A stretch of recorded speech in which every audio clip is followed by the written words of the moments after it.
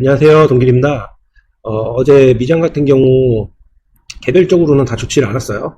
개별적으로는 다 좋지를 않았는데 S&P는 장중 신고가를 또 떴어요. S&P는 또 장중에 신고가를 또 찍었고요. 0.05%인가? 0.05%인가 아무튼 올라가지고 신고가를 찍었거든요. 아직도 모으기, 이거 토스 이용해서 모으기 아직도 안 하시는 분들이 있다고 하는데, 모으기는 약간 적금처럼 생각하시면 돼요. 적금처럼 그냥 매일, 매주, 매월 그냥 꾸준히 이렇게 모은다고 생각하시면 되거든요. 제가 그러니까 저는 솔직히 22년도, 23년도부터 얘기를 하긴 했는데, 본격적으로 이제 사람들한테 전도하기 시작한 게 작년부터 많이 전도했죠.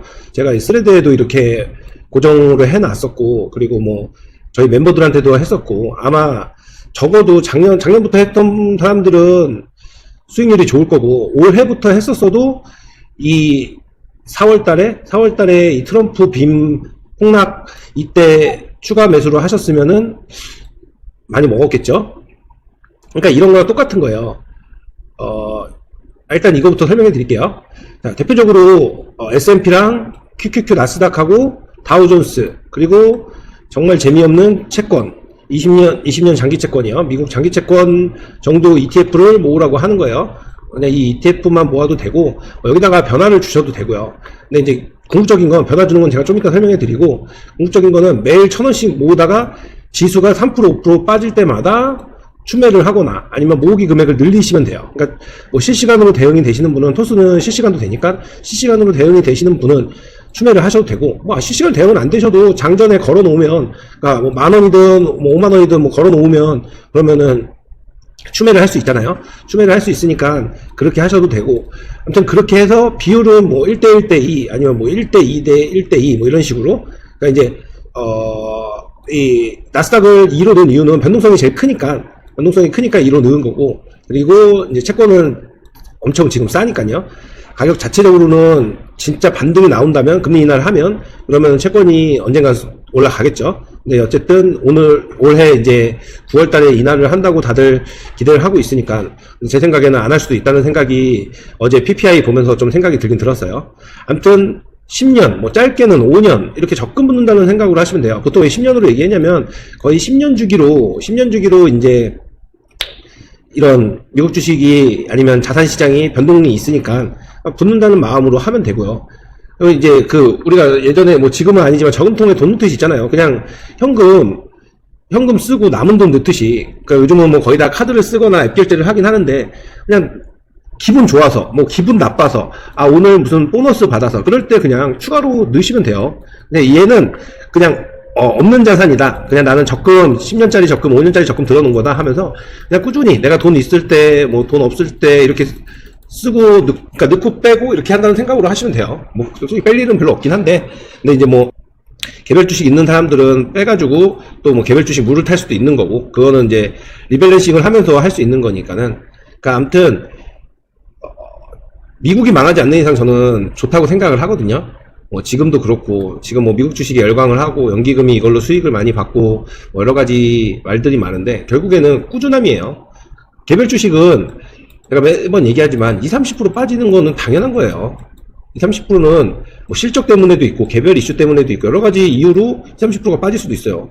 보시다시피 지수도 이렇게 빠지는데요. 물론 하루에 빠지는 건 아니지만 지수도 이렇게 빠지는데, 지수가 이렇게 빠지잖아요? 그럼 개별 주식은 반토막 이상이 나는 거예요. 반토막 이상이.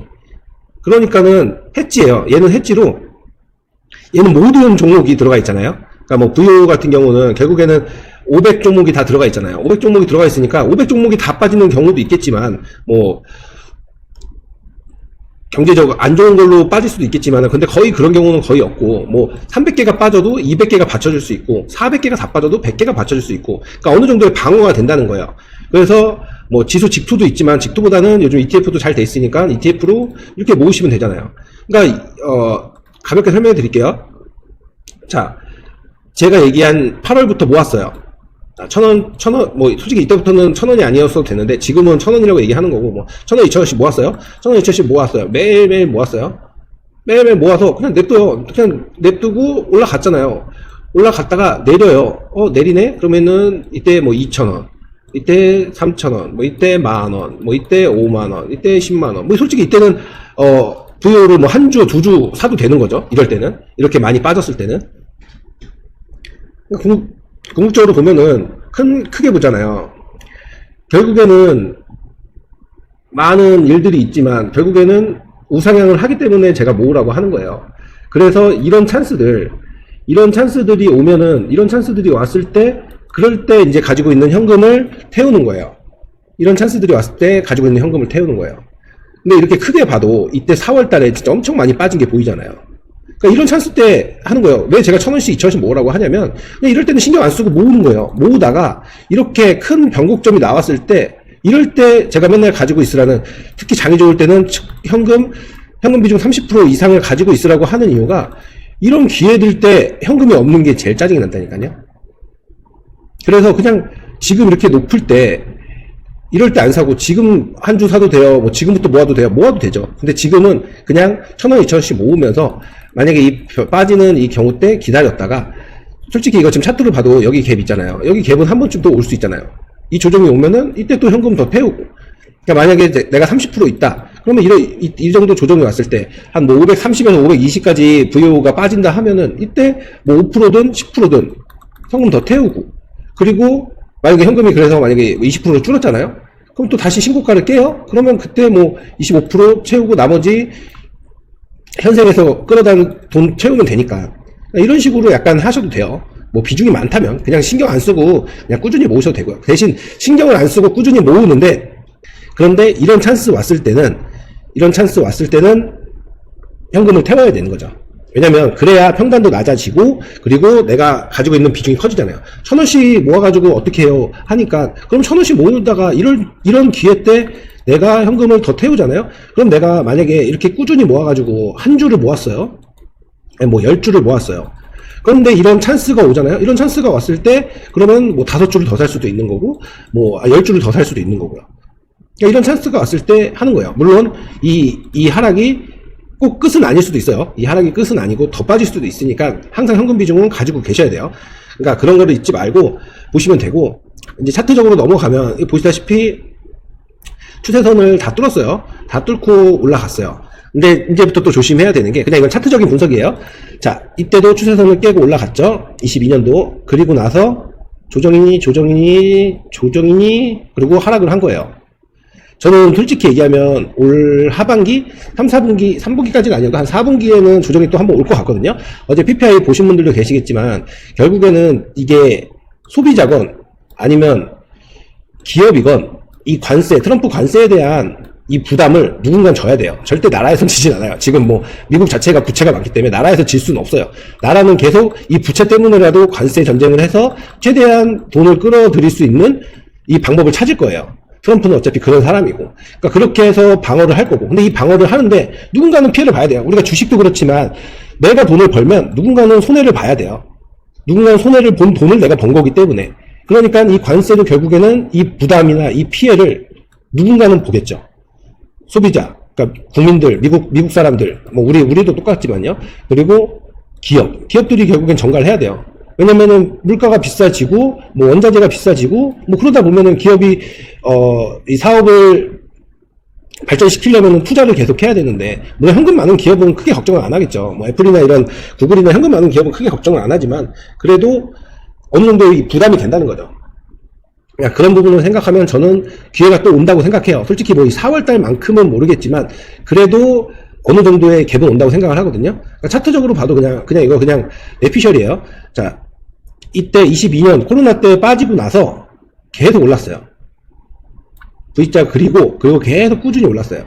그리고 이 추세선을 올라타고 나서, 그리고 나서 조정이니 하면서 또 빠졌어요. 물론 이제 이때는 금리 인상이 있었죠. 금리 인상이 있었고, 그리고 다시 여러 번 반등을 시도하다가 결국에는 이제 엔비디아와 챗GPT부터 해서 AI 열풍으로 이렇게 올라간 거예요.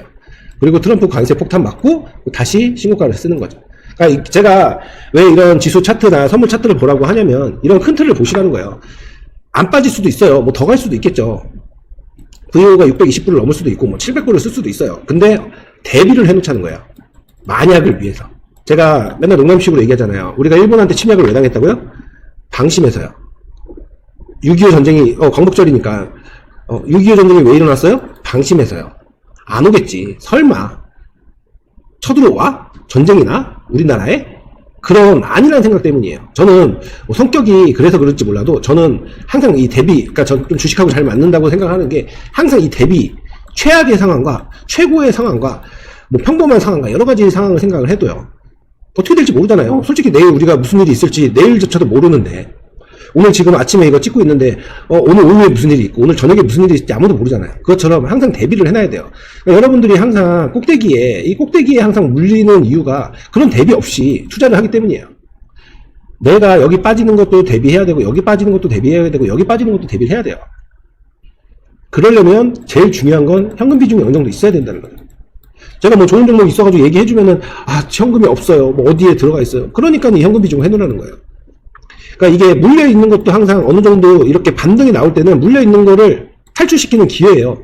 걔가 평단이 올 때까지 기다리는 게 제일 멍청한 거야. 물론 비중이 적으면은 유배 보내면 되죠. 근데 비중이 되게 많아요. 내가 1억이 있어요. 근데 내가 어느 종목이든 뭐에 8천만원, 7천만원이 들어가 있어요. 그러면 이렇게 장이 좋고 반등이 나왔는데도 그 새끼는 가지 못해요. 그러면 그 가지 못하는 애를 그래도 걔도 어느 정도의 흐름을 타라 어느 정도는 올라올 거예요. 이 꼭대기는 아니어도 뭐 요만큼 올라왔다고 하면 그때라도 현금을 회수해요. 그래서 얘를 놔줘요.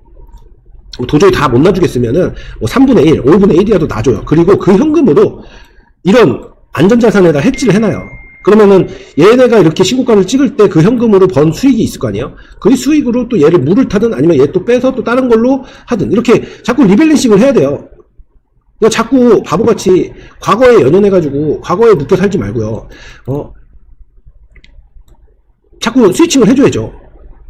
심장도 뛰는데 주식도 이렇게 뛰는데 왜 이 하나 죽어있는 애 뛰지도 않는 이 죽어있는 애만 계속 쳐다보고 있어요. 그러니까 여러분이 과거에 자꾸 묶여있다고 제가 얘기하는 게 이런 거예요. 여러분은 지금 여기에 계속 살고 있는 거예요. 남들은 다 여기에서 뭐 돈을 버니마니 하고 있는데 왜? 여기에 물려있는 게 뼈 아프니까. 이걸 버리면 손해가 너무 막심하니까. 근데 그건 네 잘못이고요. 이거를 빨리 어느 정도 털어놔야 돼요. 아니 똑같잖아요. 사람도 좋은 사람 나쁜 사람이 있잖아요. 근데 그 관계가 별로예요. 근데 그 관계가 별론데 나한테 자꾸 피해만 줘요. 그러면 그 관계를 끊어내야죠. 그 피해를 내가 계속 감당하잖아요. 그럼 나만 손해지 누가 손해요. 그러니까 어느 정도 그런 거에 대해서 제가 손절도 분할로 하라는 이유가 그런 거예요. 여기에 물렸어요. 그러면 빠질 때는 어쩔 수 없죠. 물을 계속 타면 안 되고 그냥 냅둬요. 근데 반등이 나와요. 그럼 이럴 때 손절을 치는 거예요. 물론 여기 가면 입절이겠지만 여기까지 못 갈 수도 있으니까 이럴 때 현금을 회수하는 거예요. 마이너스 50%, 마이너스 30% 회수해요. 다시 벌면 돼요. 근데 이 다시 벌 수 있는 기회를 현금이 없어서 못 하는 거예요. 얘가 이렇게 돼 있어요. 얘가 이렇게까지 내려왔어요. 근데 다른 종목이 여기 있어요. 다른 종목이 이렇게 가잖아요. 그러면 여기에 현금을 넣어서 얘로 30%, 50%를 벌어요. 그러면 맨징이 되잖아요. 그렇기 때문에 현금을 자꾸 회수해 놓으라고 하는 거예요. 자꾸 물려있는 애 자꾸 본다고 올라가지 안 되는데요. 여러분이 물려있는 애들은 거의 다 그거잖아요. 잡주 아니면 어디서 주워 들어가지고 누가 추천해가지고 산 거잖아요. 그러니까 그런 거를 어느 정도 생각을 해야 돼요. 또 얘기가 길어졌으니까. 어쨌든 지금 S&P VO는 그냥 차트적으로 봤을 때는 이렇게 보이니까 V자가 나왔잖아요. 이런 V자가 나왔을 때가 언제예요? 코로나예요. 물론 더 갈 수도 있죠. 자, 이렇게 볼게요. 자, 코로나처럼 더 갈 수도 있죠. 자, V자를 하고 더 갔어요. 자, V자를 하고 더 갈 수도 있죠. 이 위로. 근데 제 말은 더 갈 수도 있지만 그래도 여기도 보시다시피 변곡점이 있잖아요. 오르다가도. 그러면 이게 지금 차트가 만들어진 지가 얼마 안 돼서 V자로 보이지만 결국에는 지나고 나면 여기서도 올라가더라도 변곡점이 있을 거 아니에요. 그러니까 모으기를 하면은 꾸준히 이거는 해지가 되고, 그리고 여기서 이제 어느 정도 모으기가 탄탄해지기 시작하면 이런 기회 때 개별주를 하는 거예요. 팔란티어 좋죠. 근데 팔란티어를 지금 사는 것보다 지금은 그냥 팔란티어가 들어가 있는 지수를 사요. 그리고 팔란티어를 내가 계속 째려봐요. 뭐 테슬라를 째려봐요. 그러면 이런 기회가 오면 이런 기회 때 걔네들을 사는 거예요. 그러면 여기서 샀을 때보다는 여기서 사는 게 물타기도 훨씬 편하고 그리고 훨씬 평단이 낮잖아요.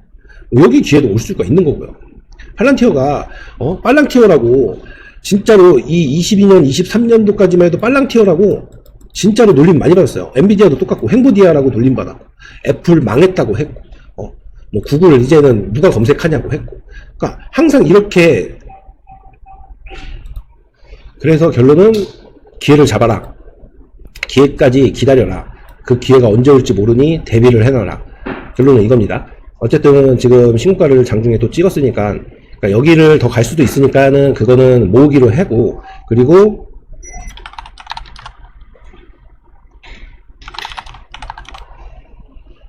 그래서 대비를 해 놓으시라.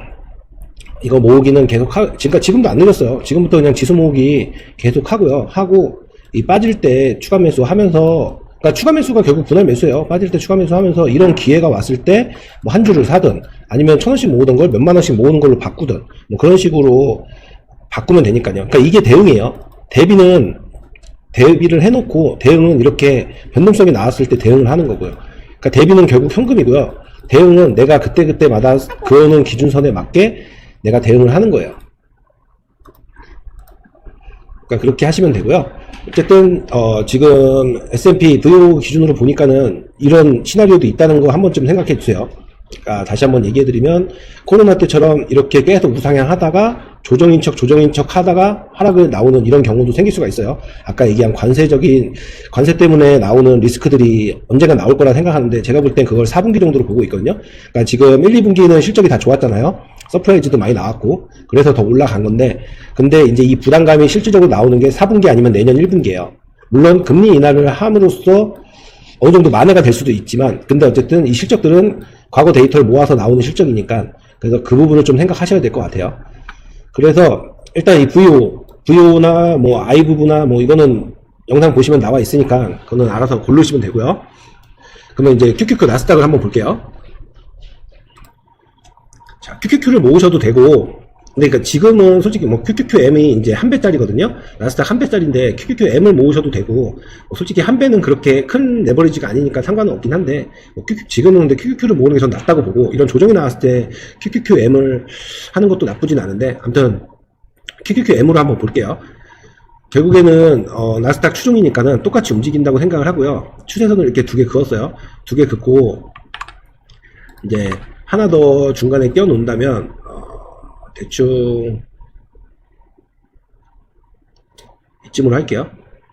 이거 위에 그리고 이거는 밑에 이렇게만 그을게요. 그러면 얘도 결국에는 이 위에 추세선까지는 한번 가겠죠. 신고가를 여기를 한 번 더 시도를 하겠죠. 여기를 시도를 하고 그리고 또 조정이 나온다고 생각을 하시면은 어디까지 나올지 생각을 하셔야 되는데 근데 지금 거의 이 추세선을 도전을 하고 나서는 이렇게 그냥 내피셜을 생각하는 거예요. 놀면 뭐합니까? 투자하면서 이런 거를 공부하는 거예요. 자, 이렇게 빠진다고 생각하면 그냥 이런 패턴이 있잖아요. 그러면은 이 패턴대로라면 그러면은 이렇게 한번 조정 나오고 다시 한번 도전을 했다가 그리고 다시 이만큼이 나올 수도 그러니까 뭐 여기까지 나올 수도 있으니까 그러니까 이런 기회들이 있을 거라는 예상을 하고 대비를 해 놓으시면 되는 거예요. 그래서 그냥 이건 어차피 뭐 이거는 기준선 따로 안 그을게요. 그냥 이렇게 추세가 이러니까 추세가 이렇게 나올 수도 있으니까는 대비를 해보자 이거고 그리고 이제 다우 한번 볼게요.